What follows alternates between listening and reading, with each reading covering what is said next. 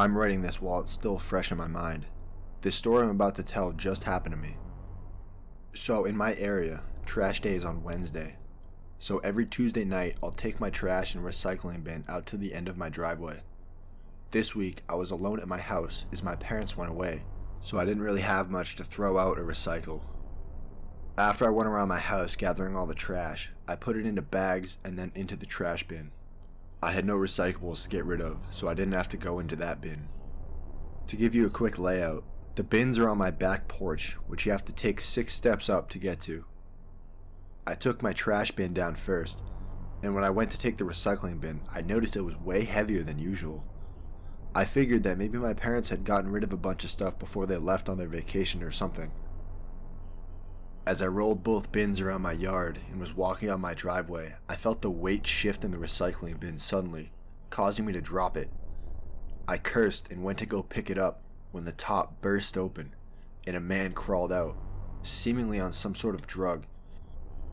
It appeared he had a broken bottle in his hand and he charged at me, but he didn't even get 2 steps before I screamed and ran back towards my house. As I tried the front door, I realized the damn thing was locked since I went out the back. It didn't even matter though, because I turned back around and that psycho dude was running down my street, and it was then I could see he was completely naked. I went inside and called the cops to report the incident, and I was told they'd be out patrolling the area. Currently, both my trash bins are still tipped over in my driveway, and there's no way I'm going back out tonight. I have all my windows and doors locked, and I'll update if anything else comes of this.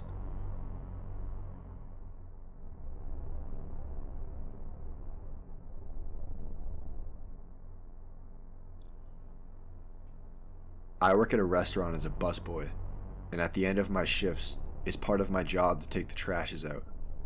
It was around 9:30 p.m., and it was July, so even at night it was still pretty warm out. Since I was the only one taking out the trash, I'd have to make 3 or 4 trips usually. As I carried the first bag out, I noticed this awful smell coming from the dumpster. And before you say anything about how dumpsters typically smell bad, I'm aware. But this was different. Garbage usually has somewhat of a distinct smell, but this didn't smell like garbage. It's hard to picture this if you haven't ever smelled it firsthand, but it kind of reminded me of what a bunch of old meat would smell like after sitting in the sun all day. In other words, it was rancid. Now, I'm not someone to get freaked out by disgusting smells, and honestly, I was more curious than anything to find out the source of the odor. The dumpster was completely empty aside from 3 of those huge 42-gallon black trash bags. Opening that side door that most dumpsters have, the smell hit me like a truck. I legit almost puked and I ran back inside. I was grabbing the next trash bag to bring out, and I honestly felt like such a wimp for letting that smell get to me. On this trip, I decided I'd investigate what was in those bags. I put my nose under my shirt and I opened the first one, which contained nothing but torn up clothes. More confused than anything, I began to open the second bag, gagging. That was when I began to realize this may not be such a good idea, but I opened it anyways. This time, I actually threw up. I tore the bag open, and I saw a sticky red liquid drip out, and then a human hand poked through the hole. I screamed so loud I could have shattered a wine glass, honestly. I must have been in some sort of shock, because my memory is fuzzy from that point on, kind of like a bad dream. I remember police and ambulances showing up, and being asked a bunch of questions that I don't remember. Apparently, some sick guy had murdered his girlfriend, and cut her up and tried to dispose of her body. He was caught 3 days after this incident. Luckily, the restaurant had security cameras specifically for our dumpsters for other reasons, but they were able to easily see his face from the footage. This experience honestly scarred me pretty badly, and I quit that job the next day.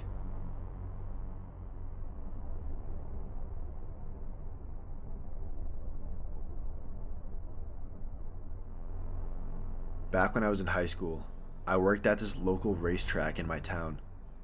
It was nowhere near NASCAR, but people would bring their souped up vehicles and race on weekends, and it'd bring in a lot of people.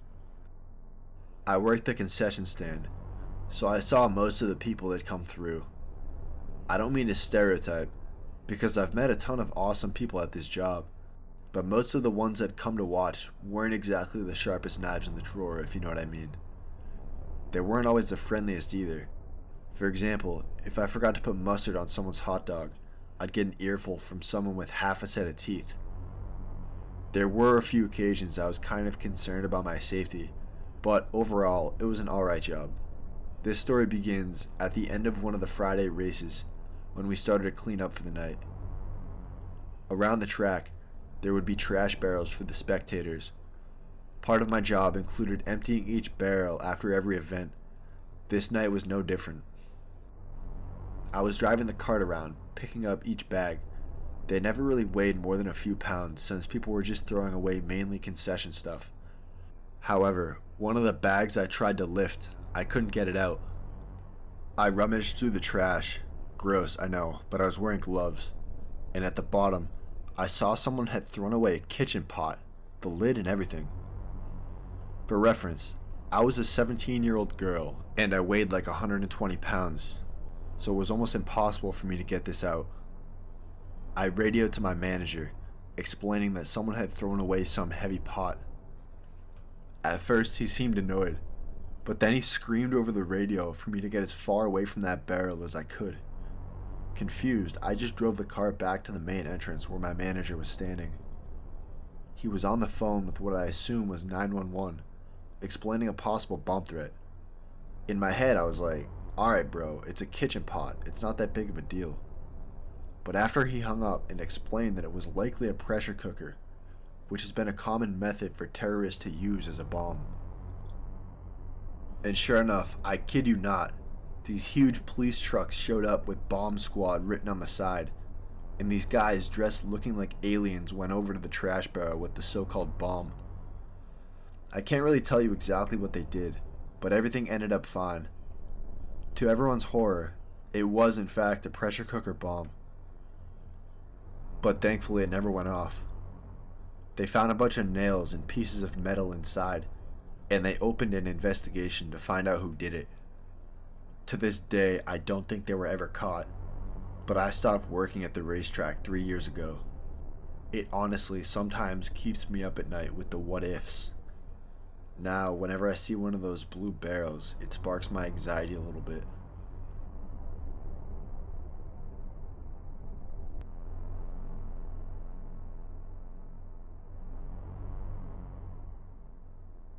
This is a story that happened to my girlfriend and I. She goes to college at Bucknell University, and I work as an electrician. Basically, every weekend I'm up visiting her, being the wonderful boyfriend I am. She rents a duplex apartment with her roommates, so in between her house and the other set of apartments, there's a big parking lot with a bunch of dumpsters. So when you walk out her back door, the dumpsters are literally 50 feet away. It was a Saturday morning, after a night of most kids in the neighborhood partying, so the recycling dumpster was pretty full of empty bottles and cans. I, however, was taking out the trash. As I walk out, I see some old-looking minivan with a guy that looked just as old, rummaging through the bottles. I figured he was taking them to scrap for money.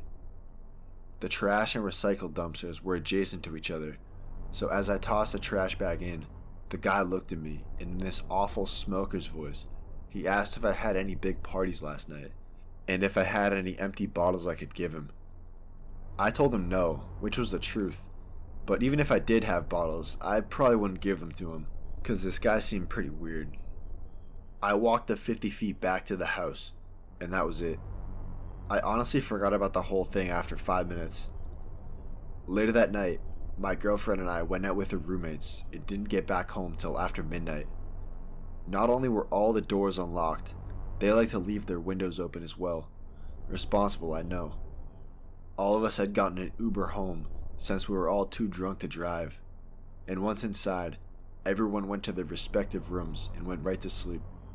I put on my pajamas and went in the bathroom to brush my teeth. Their house only has one bathroom, so it's a full bath. On a side note, I have a really weird habit of checking behind the shower curtain whenever I'm in a bathroom just to make sure. And of course, when I was brushing my teeth, the curtain was closed. I was pretty far past my limit at that point, so I almost didn't even think about it. But the natural urge of ripping the curtain open crept in. Right as I was about to open it, my girlfriend came in to go to the bathroom, which distracted me. To be honest, I didn't want her to think I was a wuss, so I just went to bed. I don't know what time it was, but I woke up to the most horrifying scream from one of my girlfriend's roommates coming from the bathroom. By now, I had pretty much slept off the alcohol, so I jumped out of bed to see what happened. I heard a commotion going down the stairs right as I approached the top of the stairway, and I saw a person running down to the door. The girl that had just screamed was yelling for me to call the police, that there was some random guy sleeping in the shower. We all freaked out and called the cops. What happened was, she had gotten up to go to puke, and for whatever reason decided it'd be a good idea to do it in the shower. When she pulled the curtain open, there was this old-looking guy that grabbed her and shoved her onto the ground and took off. That was when I came out and saw him jumping down the stairs and back outside. I'm almost positive that this was the same guy that was collecting bottles earlier that day. From then on, my girlfriend and her roommates always locked the doors and windows. They filed a police report, but we doubt they'll do much about it. We haven't seen the guy since.